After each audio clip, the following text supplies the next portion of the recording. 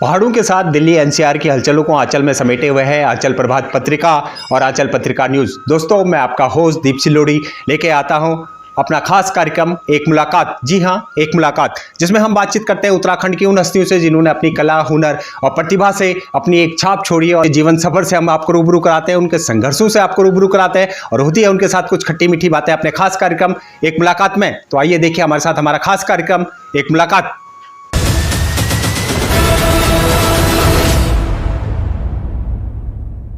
Break के बाद एक बार फिर से स्वागत है हमारे खास कार्यक्रम एक मुलाकात में।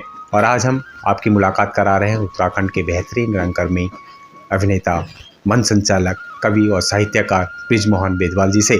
आइए जानते हैं 2000 के बाद के सफ़र के बारे में, 2000 से लेकर 2024 तक के सफ़र के बारे में जानेंगे किस तरह से ये उत्तराखंडी प्रवासी समाज को एकजुट कर रहे हैं दिल्ली एनसीआर में, किस तरह से वो अपनी बोली भाषा के लिए काम कर रहे हैं और साथ ही जानेंगे कि आगे किस तरह की इनकी रणनीति रहेगी, किस तरह से ये उत्तराखंड की कला संस्कृति के लिए काम करेंगे। तो आइए फिर से एक बारी हमारे एक मुलाकात कार्यक्रम में फिर से बातों का सिलसिला शुरू करते हैं।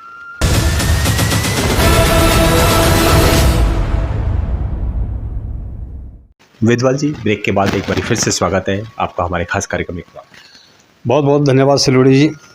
आपने पिछले जो 17 सालों का 83 से लेकर 2000 तक का जो सफ़र ये अधूरा ही आधा ही सफ़र है। और ब्रेक से पहले जो आपने बताया तो मैं बहुत बहुत धन्यवाद देना चाहूँगा आपका कि एक बार पुरानी यादों में खो गए। इतिहास को दोहराने पे याद करना एक बहुत बड़ा एक आनंददायक होता है और ये मौके कभी कभी मिलते हैं और वो मौका आपने दिया, मैं आपका बहुत बहुत आभार व्यक्त करता हूँ जी। सर, अब जो है 2000 के बाद जो है उत्तराखंड राज्य बना। उत्तराखंड राज्य बनते ही जो है उत्तराखंड फिल्म इंडस्ट्री भी आगे बढ़ी और सीडी का दौर स्टार्ट हुआ, सीडी एल्बम्स स्टार्ट हुई, सीडी फिल्में शुरू हो गई। उसके बाद आप किस तरह से इसमें आपकी भागीदारी रही, किस तरह से आपने सीडी फिल्में और सीडी एल्बम्स में काम किया, थोड़ा उसके बारे में बताइए। जी, 2001 के बाद जब 2000 में उत्तराखंड बन गया तो उसके बाद कमाल की बात तो ये है कि पहले जो एक फिल्में थी, सिनेमा था, वो बहुत रुक रुक के चल रहा था। लेकिन 2000 के बाद एक सीडी का जब नया दौर आया तो कमाल का दौर आया, बहुत लोग उत्साहित हुए और मेरे ख्याल से उत्साहित इसलिए हुए, इसलिए फिल्में लगातार सीडी फिल्में बनने लग गए कि उन्हें ये था कि उत्तराखंड राज्य बन गया है और अब जो है उत्तराखंड सिनेमा के दिन बहुरने लगे हैं और बहुत लोगों को इसका फ़ायदा होगा। और कई लोग मतलब इस मंशा से भी और कलाकारी के हिसाब से भी, हालांकि उन्होंने कोई सरकार का कोई उसके साथ सहयोग नहीं था और धड़ाधड़ फिल्में बनी, तो इस भीड़ में, इस यात्रा में और इस हर्षोल्लास के साथ मैं भी उस यात्रा में शामिल हुआ और मैंने भी कई फिल्मों में काम किया जो सीडी फिल्में होती थी, जैसे कि अदालत हुआ, इखलास हुआ, भागीरथी हुआ, चल कखी दूर जौला, कभी तो ही सुबेर, अब तो खुलेल रात, कई ऐसे थे। चल कखी दूर जौला का फीचर फिल्म थी। तो इस तरह मतलब कि बहुत सारी वीडियो अब याद भी कम रहती है मेमोरी के हिसाब से, तो नहीं तो कम से कम करीब 10-15 फिल्में तो थी वो कि उसमें हमने काम किया है और बहुत हर्षोल्लास के साथ हुआ और ये यात्रा के साथ मैं भी बराबर शामिल हुआ। यानी हम कह सकते हैं कि 2000 के बाद उत्तराखंड में जो है कई कलाकार नए उभर के आए, चाहे गायक हो, चाहे आर्टिस्ट हो, चाहे थिएटर के आर्टिस्ट हो, काफ़ी सारों लोगों को जो है मंच मिला, उनको काम करने का मौका मिला और आप लगातार अपने नाटक और सीडी फिल्मों के जरिए अपनी प्रतिभा को दर्शकों तक पहुंचाते रहे। लेकिन कभी मन नहीं करा कि मैं भी जो है एल्बम्स में गाना गाऊँ या मैं भी एल्बम्स में रोल करूँ, जिस तरह से नाच और कलाकार आर्टिस्ट जो है एल्बम्स में काम कर रहे थे, क्योंकि एल्बम का बहुत ज़बरदस्त क्रेज़ था उस टाइम पे। तो कभी सोचा आपने कि सीडी एल्बम्स में भी काम करूं? हाँ, मैं कि सीडी एल्बम्स का जहाँ तक सवाल की सबसे बड़ी बात तो ये थी कि मैं नाटकों में बहुत बिजी रहा और अभिनय में बिजी रहा, सिनेमा में बिजी रहा, तो ये म्यूजिक, गीत, एल्बम्स जो है इनकी तरफ ध्यान कम गया। और हालांकि ये बहुत मेहनत का भी काम है, ऐसी बात तो नहीं है, लेकिन कुछ इस तरह के ऑफ़र भी नहीं आए कि भाई आपने एल्बम में काम करना, फलाना करना, और मैंने भी इस तो ध्यान दिया नहीं कि एल्बम में अभी काम, कभी कभी मन कर जाता था कि चलो एल्बम में काम कर लेते हैं, लेकिन मेरा जो ज़्यादा का जो ध्यान था ये सिनेमा की तरफ था। और लोग भी ऑफ़र भी सिनेमा की करते थे, आपने ये रोल करना है, आपने वो रोल करना है। तो फिर इस तरह जो कि एल्बम की तरफ ध्यान नहीं गया, लेकिन एल्बम का जो गाने देखते थे, एल्बम का पूरा जो आनंद लेते थे, बराबर आनंद लेते थे। और कभी कभी मन करता था कि मैं भी कुछ गीत लिखूं या कुछ करूं, तो चलता रहा वो किस्सा। तो लेकिन सिनेमा की तरफ ज़्यादा ध्यान, तो इसमें मौका कम मिला। हम कह सकते हैं कि शुरू से ही जो है आप रंगमंच के कलाकार रहे, बेहतरीन कलाकार रहे, फिल्मों में आपका ज़बरदस्त अभिनय रहा, और जिस तरह की लगातार सीडी फिल्मों में लोग आपको पसंद करने बैठे, उसके बाद फिर आपके मन में किस तरह से आया है कि इखलास की रचना की जाए, क्योंकि इखलास एक ऐसी फिल्म थी जो अकेलेपन को दर्शाती थी, और उसमें किस तरह से आपने, क्योंकि आपने कहानी भी लिखी है उसकी, साथ में अभिनय भी किया है, तो वो किस तरह से आपका कॉन्सेप्ट आया, कैसे इस पर तैयारी हुई? हाँ, उसमें बात मैं बता दूं कि एक्चुअली क्या था कि सीडी का दौर चल रहा था, बहुत सारी फिल्में बन रही थी, लेकिन मुझे लगा कि कहीं न कहीं ये सब्जेक्ट छूट रहा है। कहा इखलास एक मेरे लिए एक ऐसी उपलब्धि थी। मैं देख रहा था कि सीडी फिल्में बहुत सारी बन रही हैं, अंधाधुंध फिल्में बन रही हैं, लेकिन जो सब्जेक्ट मैं चाह रहा था और जिस सब्जेक्ट की कमी महसूस हो रही थी, उसको मैं चाह रहा था कि इसको कैसे किया जाए, क्या किया जाए। लेकिन सबसे बड़ी बात है टीम वर्क होता, अकेला तो कुछ कर नहीं पाता। तो मैंने एक बार अमित दुआ जी हैं, तो अमित दुआ से जिक्र करी कि भाई दुआ जी ऐसा ये कंसेप्ट है। बल्कि दुआ जी हमारे मित्र थे, रविंद्र उप्रेती। तो रविंद्र उप्रेती मित्र थे हमारे, तो उन्होंने बोला कि यार कि ऐसी बात है, एक फ़िल्म बनाते हैं, ये करते सो करते हैं, और हमारे साथ अमित दुआ। फिर उन्होंने अमित दुआ जी से मिले, तो अमित दुआ जी ने कहा कि भाई ठीक है यार, जितना हो सकेगा मैं लगा दूंगा, लेकिन ये कि अब बाकी तो आपको करना है। तो मैंने कहा यार ठीक है। तो अब मुझे लगा कि मैंने कहा कोई मन में टीस बहुत थी कि जिस सब्जेक्ट की ख़ास ज़रूरत है उस सब्जेक्ट पे काम कम हो रहा है, और उस सब्जेक्ट कहीं ना कहीं छूटता जा रहा है, और किसी के ध्यान में है नहीं, या हो सकता है उस पर फिल्म आगे बने। लेकिन मैंने कहा मैं इस पर कर सकता हूँ इस काम को, कि सबसे बड़ी ज्वलंत समस्या वहाँ की है कि जो कम्युनिकेशन गैप, जो पीढ़ी के बीच में जो कम्युनिकेशन गैप हो रहा है, इस कम्युनिकेशन गैप को कैसे समझा जाए। फिर उस पर काम हुआ। फिर अमित दुआ जी ने कहा कि चलो कोई बात नहीं, आप ऐसा करो कि जो कुछ होगा देखा जाएगा, और आप लिखना शुरू करो। तो मैंने फिर लिखा, 8 महीने लगे मुझे सिलोड़ी जी उस फिल्म को लिखने में 8 महीने लगे, वो भी नौकरी के साथ साथ ही। तो उसका तो माहौल ये था कि करीब 10 बजे सो जाना, सोए फिर 3 बजे उठना, 3 से लेके 5 2 घंटे लगातार, और 8 महीने तक वो काम करता रहा। तो वो करा। उसके बाद फिर समस्या ये आई कि इसमें फिर अभिनय कौन करेगा। तो फिर अभिनय कौन करेगा। फिर अमित दुआ जी ने बोला भाई यार अभिनय भी जो है कि आप ही कर सकते हो इसमें, क्योंकि तुमने लिखा है, तुम ज़्यादा समझ सकते हो उस पीड़ा को, तो आप इसमें वो करो। फिर कुसुम बिष्ट जी हैं, बहुत अच्छी एक्ट्रेस हैं, जवाल की फिल्म की पहली हीरोइन है वो। तो वो रोल जो है उन्हीं का सीमित रहा। तो उसके बाद लगा कि जब पीड़ा है, तो मैं उसके जब डायलॉग लिखता था तो कभी कभी क्या होता था कि खुद भी रो पड़ता था मैं उसको। मैं कहा तुम्हें, आपको मैं डायलॉग भी मतलब उसमें सुना देता हूँ कि उसमें क्या था कि माँ रात को 12 बजे कह रहे कि संजू बेटा जोज की मेरी मुख यात्रा देख जा, और संजू जो है अपने छोटे भाई को कहता है कि तू चला जा, मेरे पास टाइम नहीं है, और वो तीसरा कहता है कि तू चला जा, मेरे पास कोई नहीं गया। और रात को 12 बजे जो थे माँ ने प्राण त्याग दिए, और सुबह 6 बजे सबके सब जो है वहाँ पर खड़े हैं। ऐसा क्यों? ये कम्युनिकेशन ग्रुप है। तो मतलब यही था कि उसमें एक वो था। तो उसमें ये था कि वो लड़की है, लड़की के नाम जो था कि वो उस ज़मीन के 4 हिस्से का था। मैं थोड़ा सोच इसका बहाना वो कर रहा था कि इसको थोड़ा आगे बढ़ाएं, कि वहाँ जो है ना लड़कियों को ना हिस्सा नहीं दिया जाता है, या मतलब लड़की हिस्सा नहीं लेती, जो भी है। तो मैंने एक छोटी सी मतलब उसमें मैंने जिक्र किया था। तो उसमें जो है कि 3 बेटे और 1 लड़की, 4 हिस्से का दिया। उस हिस्से में एक हिस्से में बेटे के नाम जो हिस्सा था उसमें गवर्नमेंट काल्पनिक था कि उसमें हेलीपैड बन गया, उसको पैसे मिल गए, और उस पैसे के चक्कर सारे के सारे गाँव चले गए।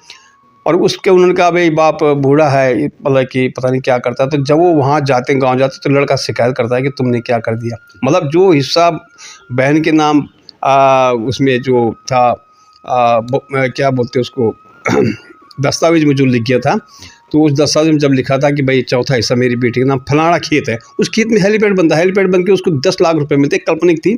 तो उसके बाद क्या, इतनी बात सुनते चारों बेटे घर चले जाते हैं, जबकि कोई घर जानते रहा। फिर उसके बाद बाप यही बोलता है, तो वो लड़का कहता है कि मुझे मेरा हिस्सा चाहिए, अगर कल मैं हिस्सा मांगूँ तो मैं क्या दोगे मुझे। तो तब वो उसके साथ बोलता है हिस्सा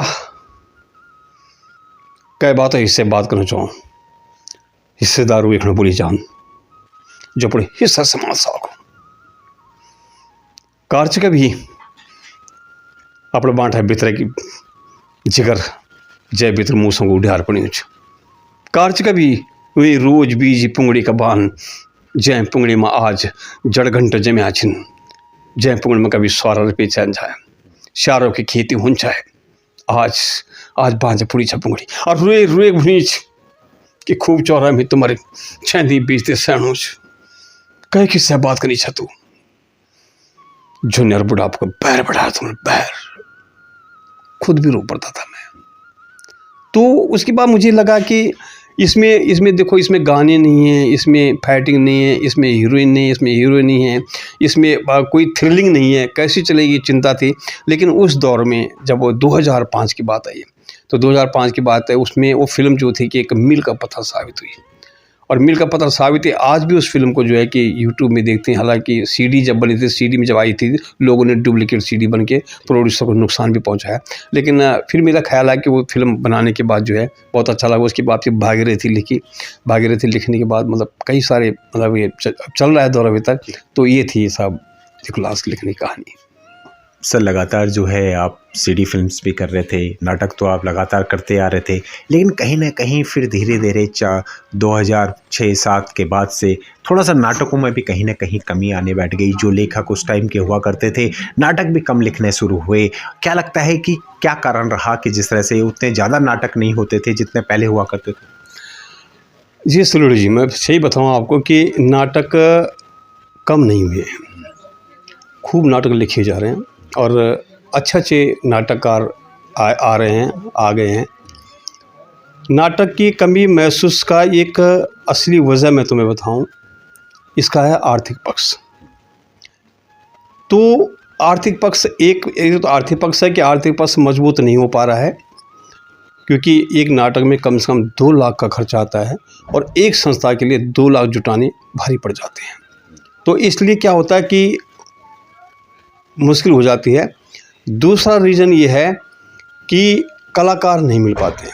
नाटकों की तरफ कलाकारों का रुझान कम हुआ है और कम रुझान इसलिए हुआ है, एक तो भाषा सही तरीके से आपके जो कलाकार हैं जो इस क्षेत्र में हैं उनका भाषा पे पकड़ बहुत कम है और नाटक में भाषा की पकड़ बहुत ज़रूरी है, एक बात।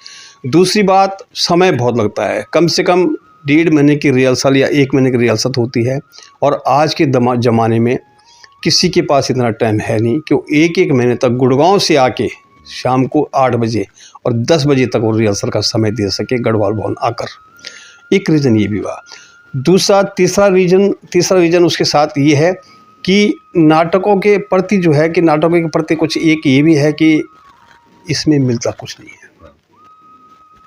अगर आप नाटक में भाग लेते हैं तो ये सोच के नाटक न करें कि मुझे कुछ मिल जाए, ईवन देन आपको जेब से लगा के नाटक करना पड़ता है। तो नाटक वही करेगा कि जो कला के प्रति संपूर्णतः, इसमें समय भी चाहिए, इसमें फाइनेंशियली भी स्ट्रांग होना बहुत ज़रूरी है और इसमें जो है कि भाषा पे पकड़ रखना, भाषा को पकड़, क्योंकि आजकल जो मैं देख रहा हूँ कि कुछ दौर ऐसा चल रहा है कि वो जो गढ़वाली थी, वो जो भाषा थी, ललित मोहन थपलियाल, जीत सिंह नेगी जी और तुम्हारे राजेंद्र धस्माना जी, कुछ ऐसे मतलब बहुत सारे हैं, मैं नाम नहीं मतलब कुछ याद नहीं आ रहा, लेकिन ऐसी नाटक लिखती वो भाषा कहाँ गई है? मतलब वो भाषा अब नहीं मिल रही है। लोगों ने जो है कि भाषा को जो है भाषा को मिक्सअप कर दिया है और आज की पीढ़ी ये चाह रही है कि भाषा मिक्सअप हो। मैंने तो कई लोगों से सुना हुआ है कि यार वो पुरानी भाषा जो है कि कठोर, जो किसी की समझ में ना आए, है ना, ऐसी भाषा में नाटकों में बड़ा दिक्कत हो जाता है। हमें कहते हैं ये नौबत किसने कहाँ से आई ये कि किसी के समझ में नहीं आए। अगर वही शब्द हैं, एक ढब शब्द है, ढब माने आदत पड़ना, तो ढब जो शब्द है आदत पड़ना, आजकल सब आदत बोल रहे हैं, लेकिन किसने शुरुआत करी आदत की? ढब किसने छोड़ा है? तो मैं कह रहा हूँ कि वही लोग हैं जिन्होंने इन शब्दों को छोड़ दिया है और उसी 3-4 जो कारण हैं, वरना नाटक खूब लिखे जा रहे हैं। और जहाँ तक दर्शकों की बात करूँ तो दर्शक तो सिलोड़ी सर, दर्शक तो ऐसे हैं कि अभी भी हैं दर्शक, कोई दिक्कत वाली बात नहीं है, आ रहे हैं, लेकिन देखिए कि नाटक में जान होनी चाहिए और हमारे दर्शक तो शुरू से बराबर हैं और अभी तक भी चल रहे हैं, कमी नहीं आई। लेकिन कमी का जो कारण है उसके लिए आज की जो व्यवस्था है ये जिम्मेदार है। आपने तो जो है सभी पुराने आर्टिस्टों के साथ भी काम किया है और अब जो है 2000 के बाद जो नए बच्चे आ रहे हैं, नए युवा आ रहे हैं, उनके साथ भी आप काम कर रहे हैं। कैसा तालमेल लग रहा है जो युवा बच्चे अब आ रहे हैं उनके साथ? क्या लगता है कि उनमें भी वो गुण है जो मंच में आप पुराने कलाकारों में देखते थे? नहीं, मतलब कि एक चीज़ तो है, देखो देवभूमि का तो असर है कि कितना भी बड़ा आदमी क्यों ना बन जाए, कितना भी ज़िंदगी में कभी कुछ नहीं किया, लेकिन अगर उसका खून उत्तराखंड का है, उसके माँ बाप उत्तराखंड से हैं और उन्होंने उत्तराखंड एक बार देखा भी हो, तो अभी भी जो है वही कलाकारों में जोश है और करने की इच्छा है। लेकिन क्या है कि उनको मार्गदर्शन नहीं मिल पा रहा है, उनके साथ सही वो प्रॉब्लम्स हो रही है। नाटक होता है तो डायरेक्टर बोलता है कि भाई इस तरह बोलो, वो नहीं बोल पा रहे हैं। अब वो मेहनत करने का वही तो मुझे लगता है उनके पास समय नहीं है। उनके पास, हम बोलते हैं कई बार, उच्चारण नहीं आ पा रहा है। नाटकों में कलाकार नहीं मिलते हैं, जबकि फिल्मों में लाइन लगी हुई है और वहाँ ले लेते हैं। तो ये मतलब मेरा कहने का मतलब कि नई जो पीढ़ी है अच्छा है, काम कर रही, बढ़िया काम कर रही है, कोई दिक्कत, लेकिन उनको जो है कि सही मार्गदर्शन बहुत ज़रूरी है। अब मैं मान सकता हूँ कि शायद उनकी गलती भी ना हो, और ये फिर उनकी सिर्फ गलती है कि वो जैसे नाटक करते हैं, शाम को रिहर्सल करेंगे, घर जाके सब भूल जाते हैं, फिर रिहर्सल में फिर हो जाए, थोड़ा सा एक्स्ट्रा होमवर्क करने में थोड़ा सा दिक्कत आ रही है उन लोगों को। तो धीरे धीरे करके वो भी हो जाएगा और तालमेल अच्छा है, कोई दिक्कत नहीं। सर, दिल्ली एनसीआर में जो है कम से 5000 से भी ज़्यादा उत्तराखंडी संस्थाएं हैं। ज़्यादातर आप हर मंच पे पहुंचते हैं, चाहे कवि सम्मेलन हो, चाहे सांस्कृतिक कार्यक्रम हो, चाहे समाज से जुड़े हुए ज्वलंत मुद्दे हों, आपकी भागीदारी सब में ज़्यादातर हमने देखी है और मंच संचालन आप बेहतरीन करते हैं अपनी बोली भाषा में जो है जिस तरह से करते हैं। तो किस तरह का अनुभव होता है और क्या लगता है कि बोली भाषा को कितना प्रवास में प्रमोट किया जा रहा है, कितना प्रचार प्रसार में आपकी भी भागीदारी है? जी, मेरा दूसरा ये था कि पहले मैं थिएटर करता था, मैंने कहा यार 200-250 लोग आते हैं इसमें। उसके बाद फिल्में देखी, मैंने कहा फिल्में जो है कि कितने सारे लोग देख लेंगे। तो मैंने जो था कि मैंने कहा भाई समाज से जुड़ना और सामाजिक संस्थाओं से जुड़ना, तभी जाके जो है कि आप जगह जगह अपनी बात को रख सकते हो, अपनी सेवाएं देख सकते हो। मैंने फिर क्या है, संचालन एक माध्यम चुना मैंने, क्योंकि गाना तो मेरे को आता नहीं है, डांस मेरे को आता नहीं। तो मैंने कहा क्या किया जाए कि मंचों से जुड़ा जाए। तो फिर क्या किया मैंने कि मंच संचालन का जो मैंने एक माध्यम चुना, और मंच संचालन जब 2-4 जगह दिया तो उसके बाद फिर लोगों ने बुलाना शुरू कर दिया, लगातार बुला रहे हैं। उसका रीज़न यही है कि मैंने नाटकों से बहुत सीखा है, फिल्मों से बहुत सीखा है, और अपनी बोली भाषा को, अपनी पहाड़ी भाषा को बिल्कुल भी नहीं छोड़ा है, और ये बराबर बना रहा है। इसलिए मुझे जो संचालन में अब तक मैं कम से कम करीब 350-400 मंच संचालन कर चुका हूँ। तो कहने का मतलब ये है कि अब बोली भाषा पे भी बहुत अच्छा काम हो रहा है कि मैं बराबर भी जितना मेरे से हो सकता है, कि उतना मैं करता हूँ। मैंने गढ़वाली कक्षाएं पढ़ाई हैं, बच्चों को पढ़ाया है, और नाटक में कवि सम्मेलन में भाग बराबर लेते जा रहा हूँ। और जहाँ भी इवन दिन की जंतर मंदिर पे भी मैंने जो है कि भाषा के 8वीं अनुसूची में ले जाने के लिए भी सहयोग दिया है। उत्तराखंड लोक भाषा मंच का बैनर था, तो बराबर लगे हुए हैं जितना अपने हो सकता है, और कोशिश करता हूं कि कम से कम जो है कि अपनी बोली भाषा के लिए हर आदमी को जो है कि मतलब अपना तत्पर रहना चाहिए। सर, लगातार जो है दिल्ली एनसीआर में आपको कई संस्थाओं द्वारा सम्मानित भी किया गया है, कई अवार्ड्स आपके नाम हैं, साथ ही जो है यंग उत्तराखंड सिने अवार्ड ने जो है आपको लाइफ टाइम अचीवमेंट अवार्ड भी दिया है। तो कैसा लगता है जब इतने लंबे सफ़र पे इतना काम करा उत्तराखंड के लिए, और जब संस्थाएं और इतने बड़े मंच आपको सम्मानित करते हैं, कितना गर्व महसूस होता है कि जो आपने सफ़र शुरू करा था वो कहीं ना कहीं सफलता की ओर बढ़ रहा है? जी, मैं वैसे मतलब कि मैं ये कहना चाहता हूँ कि मेरा एक सिद्धांत है, एक मानना है कि आप कुछ करोगे तो उसका कुछ फल मिलेगा। करते रहो, कर्म करते रहो। ये अवार्ड, ये तो सम्मान ये तो जो है कि मिलेंगे और मिलते रहते हैं, कोई बात नहीं। मतलब आप करते रहिए और आप सम्मान के पीछे कम भागिए। सम्मान तो जो है कि अब जब करोगे तो सम्मान मिलता रहेगा, लेकिन सम्मान भी तभी मिलेगा जब कुछ करोगे। और सबसे बड़ी बात ये कि यंग उत्तराखंड ने एक मुहिम शुरू की थी ये अवार्ड देने की, तो मैं इनका भी धन्यवाद देना चाहूँगा कि यंग उत्तराखंड ने कलाकारों के लिए बहुत कुछ करते आ रहे हैं। इतना बड़ा कार्यक्रम दिल्ली में कभी नहीं होता है। तो अगर लोगों की सोच ये है कि कलाकारों को भी आगे बढ़ाना है, उनको भी सम्मान मिलना चाहिए, तो इससे बड़ी खुशी क्या हो सकती है। और मैं ये कहता कि 40 साल के सफ़र में, 40-45 साल के सफ़र में मैं इस दिन को देख रहा हूँ कि मुझे भी सम्मान मिलता था। किसी ज़माने में जब अखबार में नाम आता था तो ये लगता था मेरा सपना था, लेकिन जब 1986 में जब पेपरों में नाम आने लगे तो मैंने कहा ये तो बहुत बड़ी बात हो गई उस ज़माने में। तो आज के ज़माने में ये सम्मान भी मतलब बहुत बड़ी चीज़ है और अच्छा लगता है। तो ये क्या है कि सम्मान एक ऐसी चीज़, सम्मान तो जो है कि सम्मान तो उनका भी होता है, लेकिन सम्मान हमारा इसलिए ज़्यादा होता है कि हम काम कर रहे हैं और लोग नोटिस कर रहे हैं, और ये भी सौभाग्य की बात है कि कम से कम लोग नोटिस तो कर रहे हैं। इन लोगों का आभार व्यक्त कर रहे हैं जो कलाकारों को, जो इस सामाजिक इनको नोटिस कर रहे हैं, इनके काम को सराहना कर रहे हैं, ये बहुत बड़ी बात है। सर, आज के जो संगीत है उत्तराखंडी संगीत, उसमें आप पहले के संगीत और अब के संगीत में क्या अंतर देख रहे हैं? साथ ही जो है पहले के जो नाटक होते थे और अब के जो नाटक है उनमें क्या अंतर देख रहे हैं आप? क्योंकि आप तो लगातार 1980 से देखते आ रहे हैं, तो क्या देख रहे हैं इसमें बदलाव? जी सलू जी, मैं बताना चाहता हूँ कि जहाँ तक संगीत का सवाल है, लोग आजकल प्रयोग पे प्रयोग कर रहे हैं और धुआंधार प्रयोग कर रहे हैं। और उत्तराखंड के जो पुराना संगीत था, उस संगीत के साथ जो है नए जो है पैटर्न ऐड किए जा रहे हैं और उसके साथ म्यूजिक टाइप ऐड हो रहा है, तो अच्छा है, कोई दिक्कत वाली बात नहीं है।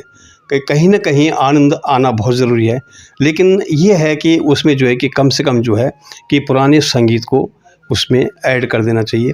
अगर आप कुछ ये कि किसी संगीत पे आप नया प्रयोग करते हैं, तो जो पुराने वाद्य यंत्र हैं उन वाद्य यंत्रों को भी उसमें मिक्स करना बहुत ज़रूरी है। एकदम से नया बिल्कुल संगीत से क्या होता है, संस्कृति जो है हमारी पीछे रह जाती है, और जो संस्कृति के आधार हैं उनको बराबर करना चाहिए और उन पर ध्यान देना चाहिए। नाटकों का जहाँ तक सवाल है कि नाटकों में सर कोई बदलाव नहीं है, नाटक जैसे पहले होते थे। मज़े वाली बात है, मैं सबसे बड़ी मज़े वाली बात ये कहता हूँ कि नाटक का अनुशासन, नाटक की क्रिया, नाटक का आनंद आज भी जैसा का तैसा है। इसने कहीं भी कोई इसमें बदलाव नहीं किया है और वही चीज़ अपने पे रखा है। अगर थोड़ा बहुत जो बदलाव हुआ तो ये पहले भी हुआ करते थे, नौटंकी नाटक होते थे, म्यूजिकल नाटक होते थे, आज भी हो रहे हों, लेकिन इतना ज़्यादा बदलाव नहीं है। और नाटक में सबसे बड़ी खूबी ये है कि अगर नाटककार है, नाटक में जो संगीत दे रहा है वो पुराने संगीत को नहीं भूलता, उसके साथ ही साथ जो है नए संगीत को अगर वो ऐड करता है तो, लेकिन जो है कि नाटक की गरिमा बराबर बनाए रखी है। तो नाटक में इस पर कोई खास बदलाव नहीं। हाँ, म्यूजिक में जो जरा बदलाव हुआ है, तो म्यूजिक में जो बदलाव मैं ये कहता हूँ कि बदलाव लाओ, बहुत अच्छी बात है। और उस म्यूजिक में ये बदलाव जो होना चाहिए कि कम से कम ये होता है कि अगर बाय चांस, मैं तो इस बात का मुझे बड़ा दुख है कि लोग मंचों से गाना गा रहे हैं, कोई भी गायक का वो जो रचनाकार है उसका नाम नहीं ले रहे हैं, किसी का मूल संगीत है उसका नाम लेना चाहिए। अगर मूल संगीत वाले का पहले ही नाम लिया जाए तो परिवार की कोई गुंजाइश रह ही नहीं जाती है। बाकी सवाल, जहाँ तक सवाल उस बात है कि वैसे बीच में थोड़ा सा ये दिक्कतें आई थी, जैसे गीतों के बारे में कि भाई ऐसा हो गया, वो मतलब कि होना नहीं चाहिए ऐसा, कि मतलब कि सभी जगह ऐसा ही है कि पहाड़ का जो संगीत है तकरीबन मतलब इसमें ज़्यादा बदलाव नहीं, थोड़ा ना कहीं होगा। लेकिन हाँ, ये कि पुराने मूल संगीत को या मूल संगीतकार के नाम को या नाटककार के नाम को या किसी भी गीतकार के नाम को, उस मूल के नाम को हमेशा साथ साथ जोड़ना चाहिए, साथ साथ नाम लेना चाहिए, तो फिर गुंजाइश कोई ऐसा देखा नहीं जाता है। लेकिन ये बात कम हो रही है, इस बात पर ज़्यादा ध्यान बहुत जरूरी है। सर, जिस तरह से लगातार अब जो है कई अच्छी फिल्में भी आ रही हैं, लगातार जिस तरह से फिल्मों का दौर स्टार्ट हो गया, पिक्चर फिल्मों का, चाहे मेरे गांव हो, ठोकदार हो, कैरी का दिन हो, अभी जो है जय माधारी देवी भी आई है, जय निराला आई है, मेजर निराला आई है, लगातार यू का नुरिस्ता आई है, सभी हिट जा रही हैं। इस सफ़र को किस तरह से देखते हैं? क्योंकि उत्तराखंड फिल्म इंडस्ट्री जिस तरह से अब आगे बढ़ रही है, इस कदम को कैसे? हाँ भाई, कि ये ज़रूर है कि एक फीचर फिल्म का जो दौर था 1983 से लेकर 2000 तक, तो 2 साल में एक फ़िल्म, 3 साल में एक फ़िल्म बनती थी। एक प्रोड्यूसर जब एक फ़िल्म बनाता था तो वो हमेशा के लिए बैठ जाता था, कभी रिपीट नहीं हुआ। 2000 तक कोई भी प्रोड्यूसर रिपीट नहीं हुआ, ये भी कमाल की बात है। उसके बाद फिर सीडी का दौर आया, सीडी के दौर में तो एक आदमी 6 फिल्में बनाए। उसके बाद फिर दोबारा फीचर फिल्म का दौर लौट आया है, इसमें 2 फिल्में बन रही हैं। और फीचर फिल्म के उसमें उसका उसके बाद एक रीजन जो किसी ज़माने में एक प्रोड्यूसर एक फ़िल्म बनाता था तो दूसरी नहीं बना पाता था, लेकिन आज के दौर में एक प्रोड्यूसर दूसरी फिल्म बनाने लग गया है। इसका रीज़न ये है कि सुविधाओं का बहुत अच्छा तालमेल हो गया है। अब सुविधाएं हो गई, बहुत सारी सुविधाएं हो गई हैं, और मुझे लगता है कि खर्चा भी उतना नहीं आ रहा है, इसमें कोई दिक्कत वाली बात नहीं। और जिस तरह से जो है उत्तराखंड गवर्नमेंट भी अब जो है सब्सिडी दे रही है, निर्माताओं को सब्सिडी दे रही है, वहाँ पे फिल्म शूट करने के लिए जो है फैसिलिटी दे रही है, इस कदम को कैसे देखें? बहुत अच्छा कदम है, बहुत बढ़िया कदम है। और फिल्में ऐसी कोई बात नहीं, फिल्में अच्छी बन रही हैं, वो तो खैर मैं ये कहता हूँ कि कोई भी राइटर, कोई भी प्रोड्यूसर, कोई भी डायरेक्टर कभी भी अपने काम में मेहनत से जी नहीं चुराएगा, बहुत मेहनत कर रहा है। ये कोई फिल्म बेकार फिल्म है या अच्छी फिल्म है, इस फिल्म के बारे में तो सिर्फ उसकी मेहनत करती है, बाकी पब्लिक के सामने, पब्लिक को जिसको देखना वो देख लेते हैं। और इतना तो खैर मुझे अभी तक मिले कि बहुत हिट फिल्म, बहुत सुंदर फिल्म और बहुत बढ़िया फिल्म, ऐसी फिल्म मुझे अभी तक देखने को कम मिली है, नहीं मिली मुझे। कि हाँ, ये है कि लोगों ने कोशिश की है, फिल्में बहुत अच्छी बन रही हैं। दूसरी बात, गवर्नमेंट जो सब्सिडी दे रही है, जो गवर्नमेंट वो दे रही है, ये बहुत खुशी की बात है। इस हिसाब से मुझे लग रहा है कि पहले मूल उत्तराखंड के लोग फिल्में बनाते हैं, आज उत्तराखंड से बाहर के लोग भी गढ़वाली और कुमाऊनी फिल्में बनाने में रुचि रख रहे हैं। ये शुभ संकेत है, कोई ऐसी बात नहीं है। हम लोगों को इस तरह बिल्कुल भी सोचना नहीं चाहिए कि यार वो आ रहे हैं तो वो कैसे होगी, क्या अच्छी क्वालिटी अच्छी होगी, बढ़िया होगी, और ये कंपटीशन भी होगा। तो मतलब गवर्नमेंट, लेकिन सवाल बात का उठता है कि गवर्नमेंट सब्सिडी दे रही है, सब कुछ दे रही है, मानते हैं उस चीज़ को, लेकिन गवर्नमेंट को एक सबसे बड़ा कलाकारों के बारे में सोचना बहुत ज़रूरी है। सर, उत्तराखंड सरकार, उत्तराखंड संस्कृति विभाग लगातार कलाकारों के लिए कोई ना कोई योजनाएं लाती रहती है। क्या लगता है कि जो योजनाएं वो लेके आती है हर कलाकार तक पहुंच पाती है? और जिस तरह से कलाकारों को काम दे रही है सरकार, कौथिगों में कार्यक्रम देती है, क्या लगता है वो हर कलाकार तक नहीं पहुँच पाती? अब जहाँ तक संस्कृति विभाग का सवाल है, ये तो सर्वविदित है कि संस्कृति विभाग जो है कला को आगे बढ़ाने के लिए बहुत सारी योजनाएं देती है, और सरकार भी अपना काम करती रहती है। लेकिन सवाल इस बात का उठता है कि उसकी योजना का लाभ, उसका हिसाब किताब जो है कि बनना कि पारदर्शी होना चाहिए। ये अब हम ये कहते हैं कि चुनाव के टाइम पे जैसे जो है कि सरकार कहती है कि हम 10 वर्षों में हमने ये किया है, प्रचार प्रसार करती है ना, उसी तरह संस्कृति विभाग के जो काम होते हैं या संस्कृति विभाग की योजनाएं होती हैं, उसका प्रचार प्रसार होना चाहिए, जन जन तक पहुँचे वो, ताकि दूर दराज जो कलाकार बैठा हुआ है और उसको जो है कि उस चीज़ का फ़ायदा न मिले तो मुश्किल हो जाती है। मैंने सुना है कि संस्कृत विभाग से गिने चुने ही लोग फ़ायदा उठा पाते हैं, जिनको पता है या जिन्होंने प्रोफेशन बना रखा है। तो जो प्रोफेशन जो बना रखा है कि उनको मिल पाता है, लोगों को फॉर्म बनने नहीं आते हैं। लेकिन एक सरल भाषा में, सरल उसमें संस्कृति विभाग के सोचना चाहिए कि हमारी योजना कलाकार तक पहुंची है। अगर वहां का रिकॉर्ड देखा जाए तो अगर बाई चांस 20 प्रोग्राम में से एक ही आदमी को 4 प्रोग्राम मिले तो थोड़ा सा लगता है कि ठीक नहीं है ये, और पारदर्शिता लानी चाहिए, एक बात। दूसरी बात मैं ये कहना चाहता हूँ कि जैसे अभी सरकार जो है कि हर चीज़ की मतलब जैसे कि सब्सिडी दे रही है, फलाना दे रही है, कलाकार ये कर रहा है, सो कर रहा है, लेकिन मैं ये कहता हूँ सिलोड़ी सर कि विभाग को या सरकार को सबसे पहले प्राथमिकता कलाकार के संरक्षण की चाहिए। कलाकार के लिए संरक्षण बहुत ज़रूरी चाहिए, उनका बीमा होना चाहिए, ग्रुप इंश्योरेंस होना चाहिए।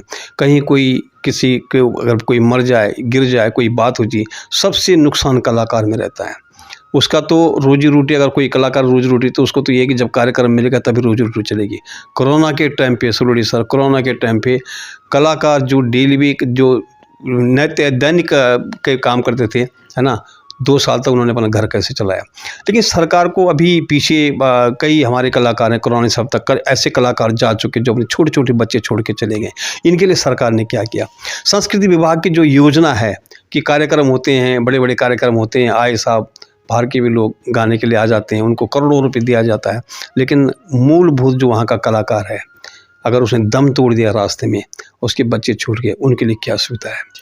मैं कह रहा हूँ कि सब्सिडी दें, हर चीज़ दें, लेकिन सब्सिडी के साथ साथ ये भी दें। अभी गवर्नमेंट ने निकाला है कि कोई फिल्म बनाएगी तो 10% कलाकार उत्तराखंड का होना चाहिए। लेकिन सर, ये बात ही बहुत ज़रूरी है कि उस 10% जो आपने शर्त रखी कि कलाकार उत्तराखंड तब फिल्म बनेगी, बहुत अच्छी बात है।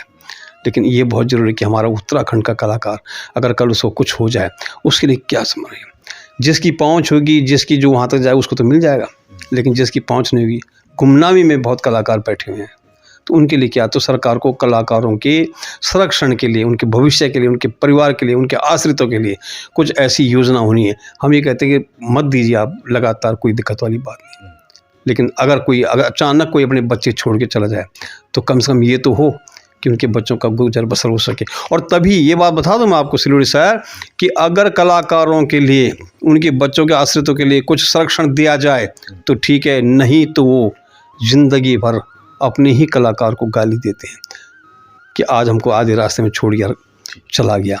तो अगर सरकार देगी तो उनको कला के प्रति उनका रुझान होगा, वो अपने बच्चे को कलाकार बनाएंगे, नहीं तो कौन कलाकार बनाएगा अपने बच्चे को। तो सरकार को ये सोचना बहुत जरूरी है।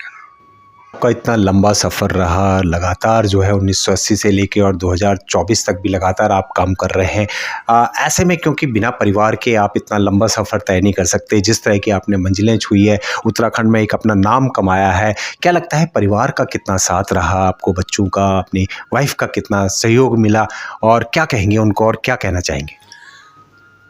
जी बिल्कुल सही कह रहे हैं कि अगर परिवार का सहयोग नहीं होता तो मैं यहाँ तक नहीं पहुँच पाता। एक कलाकार के लिए दिन भर वो रिहर्सल करता है, मरता है, मिटता है, समाज की सेवा करता है, इधर जाता है उधर जाता है, और शाम को अगर उसे चैन से न मिले तो अगले दिन वो उठ भी नहीं पाएगा।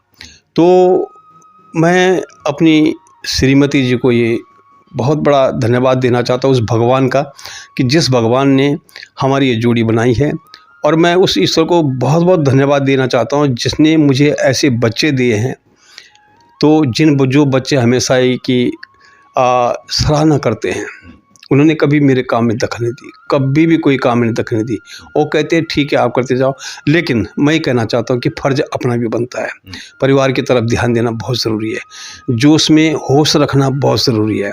परिवार पे कोई आँच नहीं आने दी चाहिए। और अगर परिवार पे आँच, क्योंकि उनका सारा मैं ही हूँ, सारा कमाने वाला मैं हूँ, तो उनका भी ख्याल रखना होता है।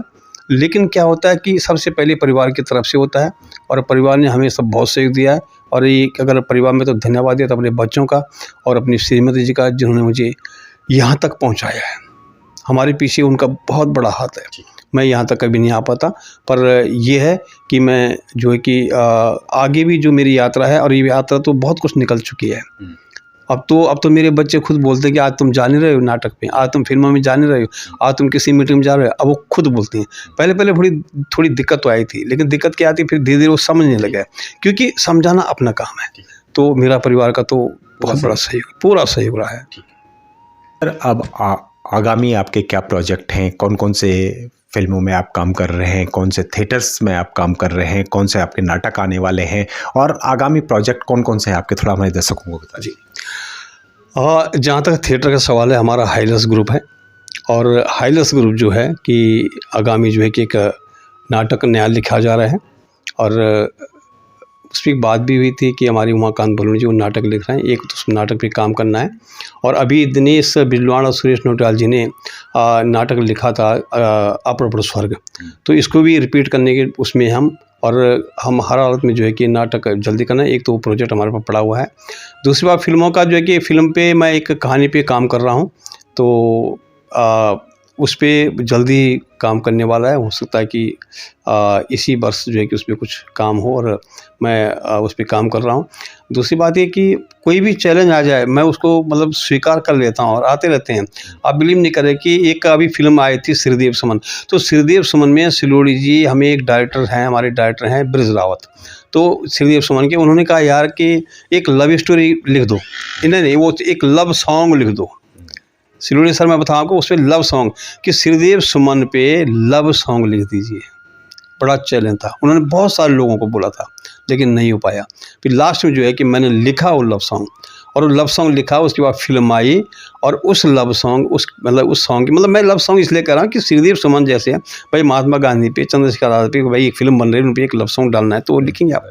तो मैंने उस चैलेंज को किया और वो लिखा, और लिखने के बाद बहुत अच्छा लगा। और उनको मतलब कि काफ़ी उसको सराहा गया उस गीत को भी। तो मतलब कहने का मतलब कि मैं कोई भी मेरे पास अगर सेवा लेना चाहता है तो स्वागत है। और मैं ये कहता हूँ कि किसी भी चैलेंज को, खास करके नाटक हो चाहे फिल्म हो, इनमें मैं जो है कि हमेशा तत्पर रहता हूँ। तो थोड़ा बहुत मैं कर रहा हूँ और बाकी तो ज़िंदगी पड़ी हुई है। मैंने कहा था मुझे लाइफ अचीवमेंट मिला है, तो उत्तराखंड के स्टेज से मैंने कहा था कि लाइफ तो चली रही है, अचीवमेंट भी मिलते रहेंगे, ठीक है, और अचीवमेंट आगे भी होते रहें। तो मतलब मुझे एक लाइफ अचीवमेंट मिल गया तो उसके सोचने के लिए मुझे बहुत कुछ कर दिया, लेकिन मेरे लिए तो और भी चैलेंज हो गया। तो मैं करता रहता हूँ और जब तक ज़िंदगी है मैं इस चीज़ को छोड़ूंगा नहीं।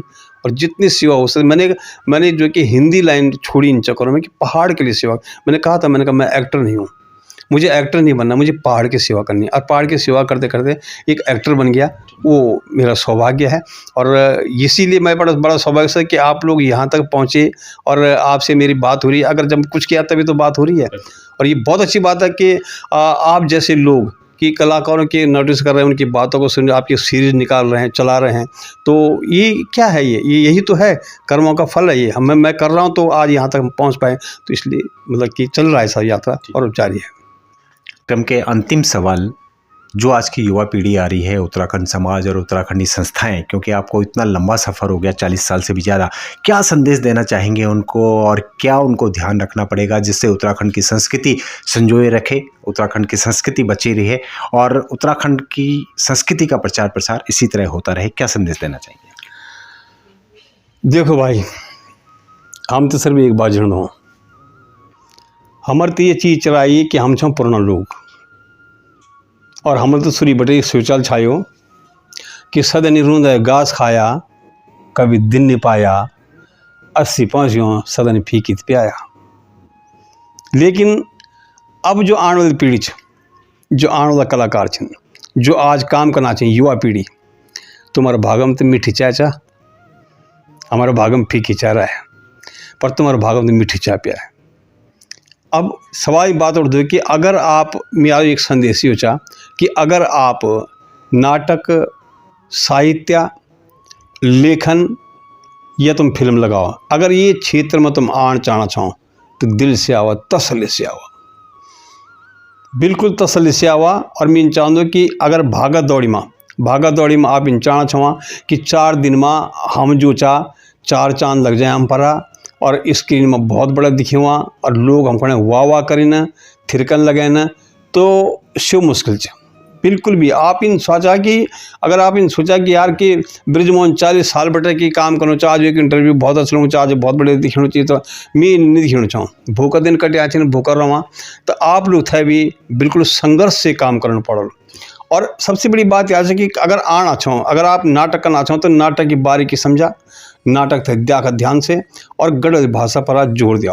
मैं तो पूछा आप नाटक या फिल्म ने कुछ, लेकिन कम से कम अपनी गढ़वाली भाषा पर ध्यान रखा, जोर दिया। और एक कलाकार बनने का वास्ता सबसे बड़ी बात हुई कि भाषा, अनुशासन और संस्कृति प्रधानता दी। जब तक सवाल जो संस्कृति को, तो संस्कृति बिल्कुल ध्यान रखा, जो लिखना छिना वो पुरानी संस्कृति से सरोबार हुई कि लिखा, जो गाना छिना वो गानों की रचनाओं को जोज के जैलो रचना का हुए के नाम जरूर दिन। और सबसे बड़ी बात आज की सौम्य शालीनता और संघर्ष के साथ स्वागत आप लोगों को। लेकिन सिर्फ ये चक्रम नहीं है कि हम तक बहुत बड़ो नाम मिल जाओ, नाम आप तक जरूर मिल लो। हम तक जोज की 25 साल बाद जो कि हम तय कि संस्था समाज का सम्मान दिया, लेकिन आज दौर आ गया है कि आप उस स्टेज में एक काम करना चाहो तो आप तक 50 सम्मान देने वाले, ये आप सौभाग्य है। लेकिन मैं बुन चाहूँ नई पीढ़ी होने की कि आप आवा पूरी तैयारी के साथ आवा। और अगर आप सिर्फ सम्मान और आप चमक के चक्कर मारना चाहो तो आप बहुत पिछड़े रह जाए। सम्मान चक्कर का चक्कर छोड़ दिया, आप तसली से आओ। अगर आ सकता हूँ आज नथर बिल्कुल ही लाइन तो छोड़ दिया, ये लाइन में बर्बादी भी चाह, बहुत परेशानी चाह, अगर आप आदम छोड़ दिया। और अगर आप बराबर काम करना तैयारी के साथ आना चाहो तो जी कोई 2 दिन दूर नहीं चाह जब आपकी छवि में 4 चांद लग जाला। धन्यवाद।